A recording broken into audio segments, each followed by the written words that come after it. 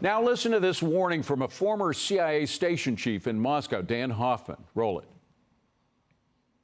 Vladimir Putin will obfuscate and speak in flattering terms publicly and privately with President Trump, but there's no indication that Russia's going to do anything other than continue to rain down hell on Ukrainian civilians.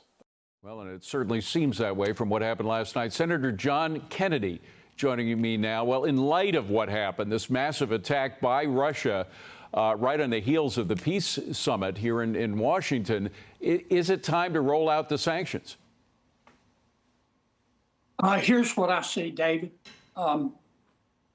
Dealing with President Putin is like hand feeding a shark. You can't trust him. Yes, he's charming.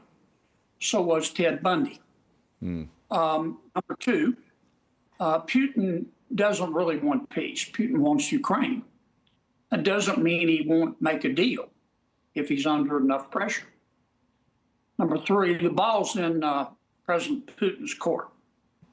I would give him a reasonable amount of time, weeks, not months, to show that he is in good faith. If he doesn't, number four, the president's got to make a decision. He can walk away. I think that would be a mistake morally and politically, or he can inflict pain.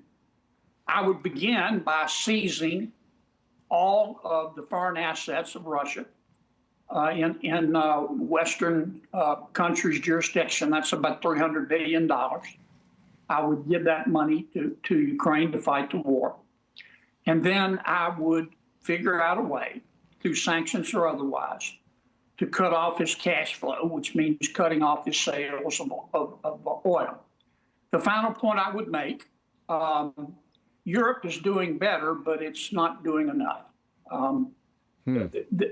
Europe has 5 times more people than Russia. Europe is richer than Russia. It has 10 times more money. I know the Europeans, they're our friends. I respect that, but they like to take August off. But Putin's not taking August off. Europe needs to do more. All right, that sums it up. I want to bring it back home, Senator, because we're just getting breaking news. The New York State Appeals Court has thrown out that massive civil fraud penalty against President Trump. A panel of 5 judges said the verdict, which stood to cost Trump about $500 million, was excessive. That's their word. What do you make of all this? Does this put an end to the sort of lawfare campaign against him?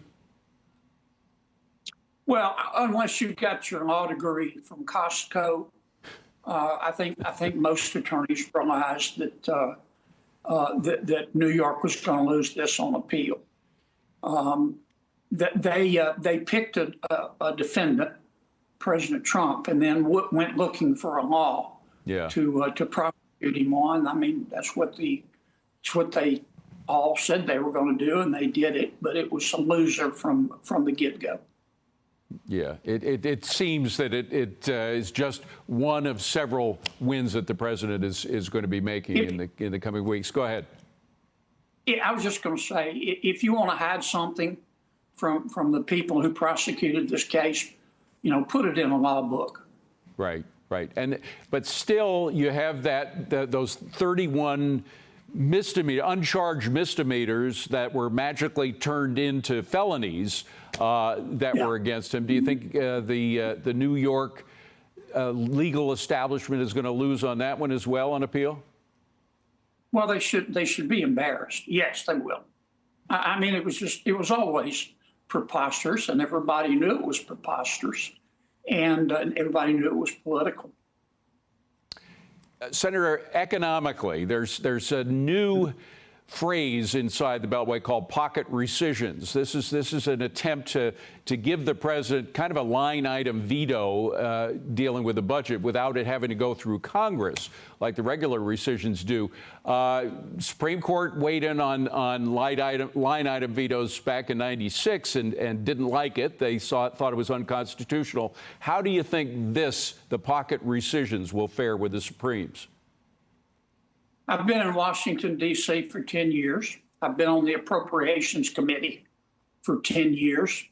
I believe that there is no way on God's green earth that Congress is ever going to reduce spending on its own.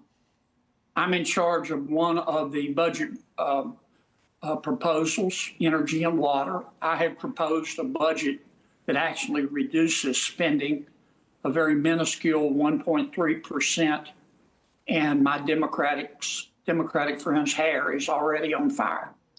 I support the president's plan to do rescission packages. I'm convinced it's the only way we're going to reduce spending, and we have to reduce spending. But does that include pocket rescissions?